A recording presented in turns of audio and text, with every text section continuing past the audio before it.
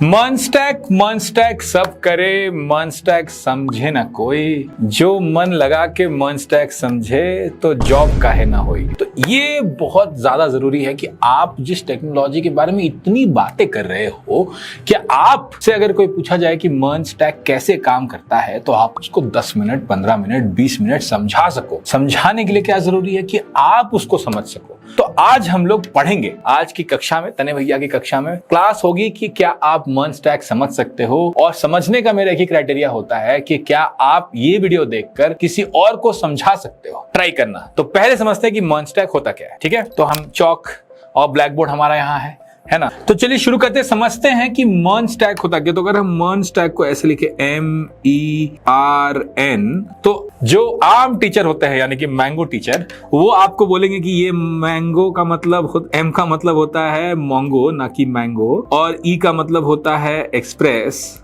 और R का मतलब होता है रिएक्ट, और N का मतलब होता है नोड। और कहेंगे भैया हो गया, आप मन स्टैक समझ गए। पर हम तो हैं मैंगो टीचर तो है नहीं, हमारे बिहार में कटहल बहुत फेमस है, तो हम कटहल टीचर हैं। हम आपको समझाएंगे कि ये क्यों ऐसा है, ठीक है, क्यों ये स्टैक क्या बना और कैसे काम करता है। तो चलिए समझते हैं। पहले तो कुछ भी समझने के पहले ये समझना जरूरी होता है कि इसका प्रैक्टिकल एप्लीकेशन क्या है। तो आज एक एग्जाम्पल लेके समझेंगे। एग्जाम्पल कौन सा लेंगे? हमारी मम्मी का एग्जाम्पल लेंगे। हमारी मम्मी जो है, बचपन में हम जब छोटे थे तो वो स्कूल में टीचर थी, शिक्षिका थी। ठीक है, अब जब कोई स्कूल में टीचर होता है तो उसके पास ना बहुत सारा डेटा होता है। तो हमने अपनी मम्मी को ढेर सारा डेटा मैनेज करते हुए देखा है। ठीक है, कैसा डेटा होता है? आपकी टीचर भी आपका वो डेटा मैनेज करती थी। तो एक मान लो कि एक हमारे पास होता है स्टूडेंट का डेटा, कि भैया ये बच्चा कहाँ है, क्या करता है, क्या नहीं करता है। अब इसमें हम नाम लिख देते हैं। ठीक है, एक हमारा नाम हो गया तनय, एक हमारी बहन का नाम हो गया तन्वी, एक हमारी फ्रेंड का नाम हो गया अंकिता। ठीक है, और एक और अंकिता है हमारे पास। तो हम लोग अंकिता 1 अंकिता 2 कर देते हैं, क्योंकि हमारे पास जिंदगी में ये सच्चाई है। अब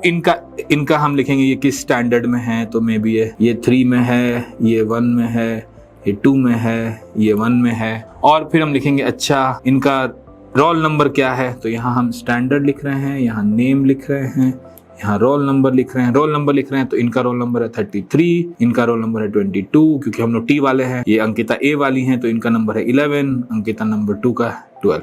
तो ये क्या है? ये जो मैंने अभी बनाया स्टूडेंट, ये क्या है? ये डेटा है ना। और ये जो हमने इसको इस तरह से डाला है, ये क्या है? ये टेबल है।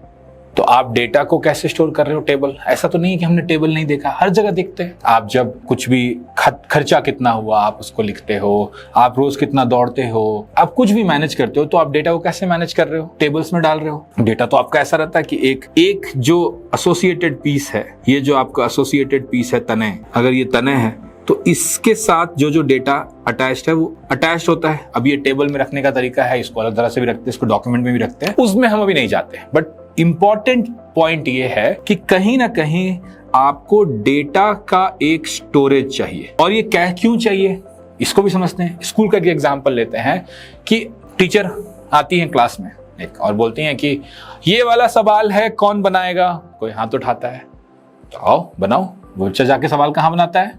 बोर्ड पे जो सवाल अभी बना, दूसरी टीचर आएंगी तो क्या करेंगी? बोर्ड को क्लीन कर देंगी। तो ये जो डेटा जो बच्चे ने लिखा, जब वो क्लीन हो गया तो इसका मतलब वो डेटा क्या था? वो परसिस्टेंट नहीं था।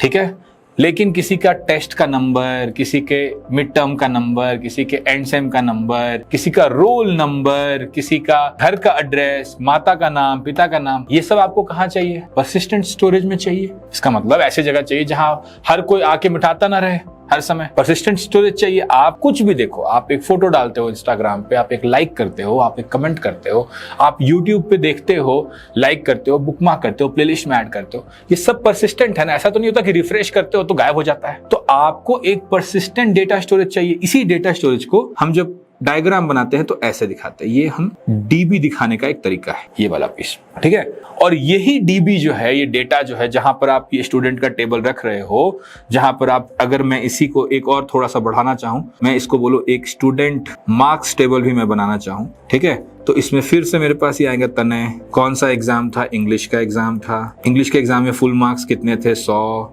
तने को कितने आए? 99। अपने को क्यों कम दे? ठीक है, अंकिता कौन सा एग्जाम था? मैथ का था। फुल मार्क कितने थे? 100। अंकिता को कितने आए? 45। ठीक है, तो ये आपको दिख रहा है कि एक और टेबल है स्टूडेंट मार्क्स। ये सब आप जाके डेटाबेस में स्टोर कर रहे हो। बहुत सिंपल चीज है। अब अगर मुझे एक रिजल्ट बनाना है, एक सेकंड के लिए सोचते हैं कि एक रिजल्ट बनाना है, अब मुझे एक रिजल्ट बनाना है तो मैं क्या करूंगा, मैं बोलूंगा तने, इसका रोल नंबर कितना है, तो रोल नंबर 1 नहीं क्या था 33, sorry my bad, 33, name, roll number, subject, standard, marks. मान लो ये हम बना रहे हैं रिजल्ट टेबल, ये हमारा रिजल्ट है, टेबल नहीं है, ये हमें दिखाना है किसी को। तो 33 और इसको कितने आए सब्जेक्ट इंग्लिश में, स्टैंडर्ड है 3 और मार्क्स है 99, है ना। और फिर यही चीज अगर हम, क्योंकि रिजल्ट बाहर निकाल रहे हैं, नोटिस बोर्ड पे लगा रहे हैं, ये हमारा नोटिस बोर्ड का व्यू है। अंकिता का रोल नंबर है 11 और स्टैंडर्ड है खराब, मतलब सॉरी मैथ, और स्टैंडर्ड है 2 और मार्क्स है 45। तो आप नोटिस बोर्ड पे ऐसा कुछ लगाओगे।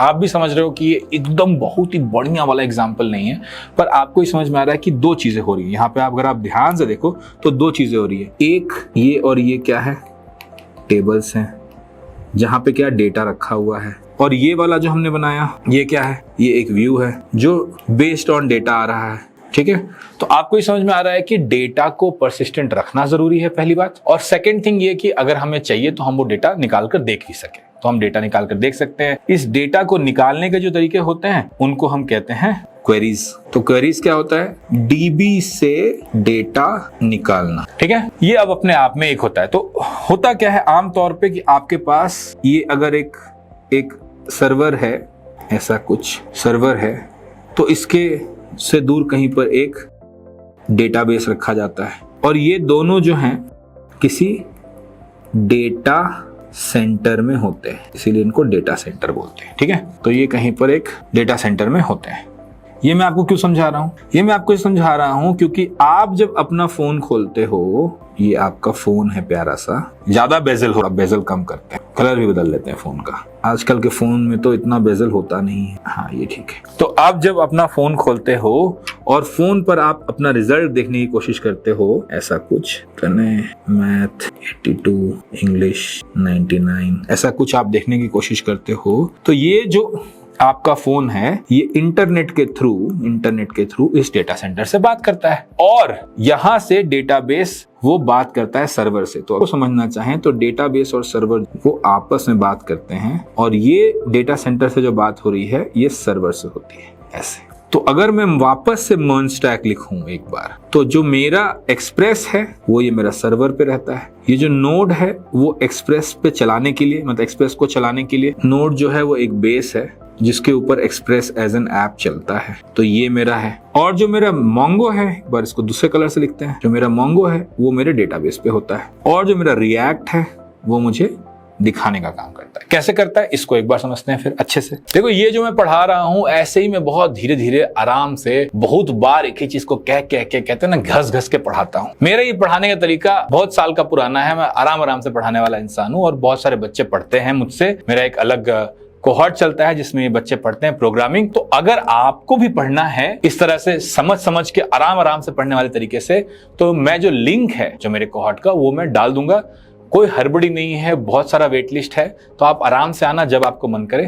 बट आपकी इंफॉर्मेशन के लिए, सूचना के लिए लिंक डिस्क्रिप्शन में है। तो फिर से एक बार देखते हैं ताकि हम अच्छे से समझ सके। हम लोग सब कुछ देखेंगे। सबसे पहले हमारे पास आता है मोंगो, बहुत लोग यहाँ पे माईसीक्वल भी यूज करते हैं, एम। ठीक है, तो एम जो है मेरा, ये क्या कर रहा है, ये डेटा को टेबल में रखा है, इसका यही काम है। ये आप विजुअलाइज कर पा रहे हो। तो आप बोलोगे कि जो मेरा एक्सप्रेस है भैया, जो नोड और एक्सप्रेस, जो मेरा ई और एन है मर्न में, वो क्या कर रहा है, वो बेसिकली ये कर रहा है, एक एपीआई है। अगर मुझे चाहिए डेटा ऑफ स्टूडेंट तो मैं क्या कहूंगा, /student/id, मतलब स्टूडेंट की आईडी का मुझे डेटा दे दो। अगर मुझे रिजल्ट चाहिए तो मैं बोलूंगा रिजल्ट किसका, स्टूडेंट का। कैसे लूंगा, आईडी से लूंगा। तो मैं ऐसे एपीआईज बनाता हूं। इसका मतलब ये होता है कि अगर कोई बाहर से बात करने आएगा तो वो डायरेक्ट मोंगोडीबी से बात नहीं करेगा, वो माईसीक्वल से बात नहीं करेगा, वो इन सर्वर। तो यहाँ पर एक इमेजिन कीजिए कि एक रनिंग प्रोग्राम है, उसको मैं कैसे ड्रॉ करूं। एक कान समझिए, ये एक ईयर है, ठीक है, जो हमेशा एक रिक्वेस्ट के लिए सुन रहा है ना तू, ऐसा करके। ये कान जो है हमेशा रिक्वेस्ट के लिए सुनते रहता है। अब किसी एक बच्चा है कहीं पर, ठीक है, उसको क्या चाहिए, उसको अपना रिजल्ट चाहिए, उसको अपना रिजल्ट देखना है कि बाबू अपना जो है आईडी यानी कि रोल नंबर बता दो हमें। तो उसने अपना रोल नंबर बता दिया ABCD 1 2 3 4। मान लो बच्चा मेरे स्कूल में पढ़ता है जैसे कि neoji.camp। अब neoji.camp में हमने एक सर्वर बनाया और उस सर्वर पे हमने रखा स्टूडेंट और कॉल गया स्टूडेंट विथ दिस आईडी। तो आईडी क्या आएगा ABCD 1 2 3 4। तो ये जो है जिस पे हमने एक गेट रिक्वेस्ट मारा है इसको अच्छे से अंडरलाइन कर देते हैं एक सेकंड के लिए, आप समझ सको कि ये बहुत इंपॉर्टेंट पीस है। ठीक है, तो ये जो है ये एक API रिक्वेस्ट है, फुली फॉर्म्ड API रिक्वेस्ट है। ये बोला कि बाबू neoji.camp के सर्वर पे जाओ और स्टूडेंट वाला जो API है उसको उसमें ABCD 1 2 3 4 का डेटा ले आओ। यानी कि ये वाला जो है वो इसको कॉल कर रहा है, इसको कॉल स्टूडेंट का डेटा ले आओ, ये चाहिए मुझे, स्टूडेंट का डेटा ले आओ। ये कैसे हो रहा है अब एक बार के लिए ये देखते हैं। यहाँ पर एक और डिमार्केशन है, ये जो है ये रिएक्ट का पार्ट है, रिएक्ट का पार्ट है ये, this is the R in MERN। ये कैसे होता है इसको भी समझ लेते हैं थोड़ा सा। तो जब कोई पेज बन रहा होता है, जैसे ये एक पेज बनता है ना, यहाँ पर एक पेज बनेगा सुंदर सा, इसमें ये डेटा रहेगा बच्चे का, इसका फोटो रहेगा, तो ये सारा डेटा चाहिए रिएक्ट को। ये पेज जो है, ये जो पेज है ये रिएक्ट बना रहा है, ये पेज जो है ये रिएक्ट बना रहा है। इसके लिए वो JSX अपने अंदर यूज कर रहा है जिसके अंदर जावास्क्रिप्ट यूज हो रहा है, और फिर वो API कॉल्स करके जैसे मैंने ये बताया आपको ऊपर, वो डेटा लेकर आता है और फिर जैसे उसको बोला गया है JSX प्लस CSS को यूज करके वो एक रेंडर करता है, उसी को रेंडर कहते हैं। रेंडर करने का मतलब होता है कि इस तरह से दिखाता है, ये आप समझ रहे हो। तो ये आपका रिएक्ट का पीस है। ठीक है, रिएक्ट का काम होता है कि जो मेरे पास डेटा आया, अगर हम इसको एक बार रिवाइज करें तो रिएक्ट का काम होता है डेटा लाना प्लस डेटा दिखाना। ये एंड यूजर के काम करता है, मतलब जो आप हो बेसिकली। ठीक है, ये आप फोन है, इसके ऊपर रिएक्ट काम कर रहा है। इसी को फिर आप क्लाइंट साइड भी कहते हो, ये क्लाइंट के साइड काम करता है। ये आपने समझा। बाकी आपका अगर हम देखें तो रिएक्ट जब डेटा लाना बोलता है तो कहां से लाता है, एक्सप्रेस नोड से।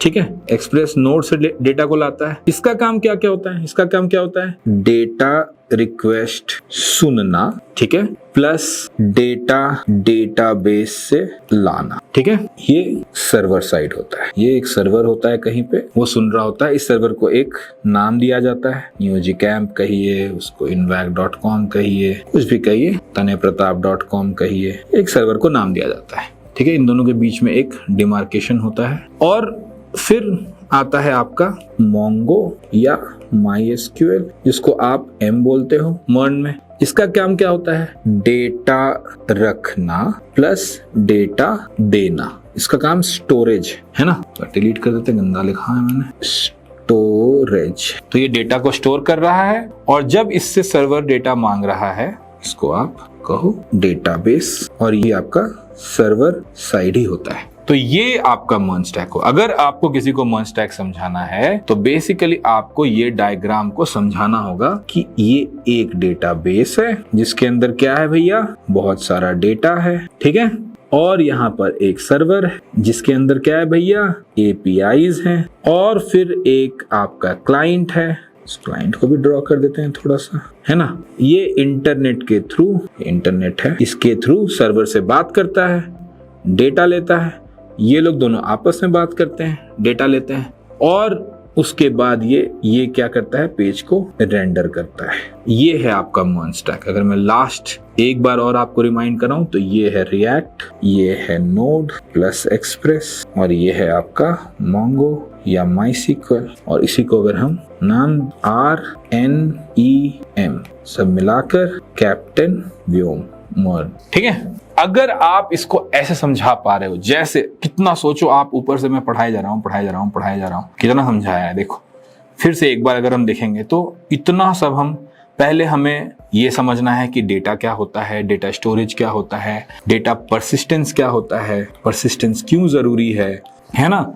उसके बाद हम समझेंगे कि व्यू बनते हैं, क्वेरी बनते हैं, डीबी से डेटा निकालना होता है, फिर सर्वर और डेटाबेस आपस में कैसे बात करते हैं, डेटा सेंटर क्या होता है। उसके बाद हमने समझा कि M अलग क्या है, एक्सप्रेस नोड क्या करता है, APIs क्या होते हैं, APIs के लिए सुनने का क्या मतलब है ना, रिक्वेस्ट क्या होता है, फ्रंट एंड से यानी रिएक्ट से, क्लाइंट साइड से, इसी को फ्रंट एंड भी कहते हैं, ये भी लिख लेते हैं एक बार ताकि आप फ्रंट एंड और बैक एंड का अंतर भी समझ पाओ। ये आपका फ्रंट एंड है, ये आपका बैक एंड है। तो फ्रंट एंड से बैक एंड के पास डेटा कैसे जाता है, रिक्वेस्ट कैसे जाती है, डेटा कैसे आता है, वो रेंडर कैसे होता है, उसको रेंडर क्या कहते हैं। और एक बार हमने फाइनल रिवाइज किया कि चलो अब जो हमने सब समझ ही लिया, तो एक्सप्रेस का क्या काम है, डेटा रिक्वेस्ट सुनना, डेटा रिक्वेस्ट देना। मोंगो का क्या काम है, डेटा रखना, डेटा देना। ये डेटा किसको देगा, ये देगा सर्वर को। और ये डेटा किसको देगा, जब हम कह रहे डेटा रिक्वेस्ट सुनना और डेटा डेटाबेस से लाना, तो ये किसको डेटा देगा, ये देगा क्लाइंट को। ये समझ रहे हो। अगर हमने क्लाइंट सर्वर को समझ लिया तो हम इस फाइनल डायग्राम को फिर समझ सकते हैं, जहां पर रिएक्ट जो है वो क्या है, CLIENT क्लाइंट, और इधर क्या है सर्वर। और क्लाइंट और सर्वर आर्किटेक्चर कैसे काम करता है, ये देखो यहां से क्लाइंट और सर्वर आर्किटेक्चर टूट गया हमारा। इस तरफ जो है रेंडर, जो API कॉल है वो सब क्लाइंट है, और इस तरफ जो है सर्वर, एक बार फिर से, इस तरफ जो है सर्वर और ये डेटाबेस, ये पूरा सर्वर साइड है। तो ये क्लाइंट साइड, ये सर्वर साइड। और मर्न समझते समझते तुम क्लाइंट सर्वर आर्किटेक्चर भी समझ गए। क्लाइंट साइड क्या होता है, सर्वर साइड क्या होता है, फ्रंट एंड क्या होता है, बैक एंड क्या होता है, क्यों ये सब यूज करते हैं, कैसे ये सब यूज करते हैं। अगर इतना समझ पाए, इसको वीडियो को तुम 2 बार देखो, 3 बार देखो, खुद से ड्रॉ करके समझाने का कोशिश करो, तब जाके तुम्हें मर्न स्टैक क्या हो रहा है, कैसे हो रहा है, क्यों हो रहा है समझ में आएगा। और डीप में इसको समझो कि आखिर ये API कॉल क्या होता है, ये डेटाबेस से कॉल कैसे आता है, ये API डेटाबेस से कैसे बात करती है। मुझे लगता है कि एक बार और बताएंगे इसको बहुत जल्द चैनल पे कि ये दिखता कैसा है, मतलब डेटा स्क्रीन खोल के, कोड खोल के दिखाया जाएगा। पर आज बहुत मजा आया पढ़ाने में।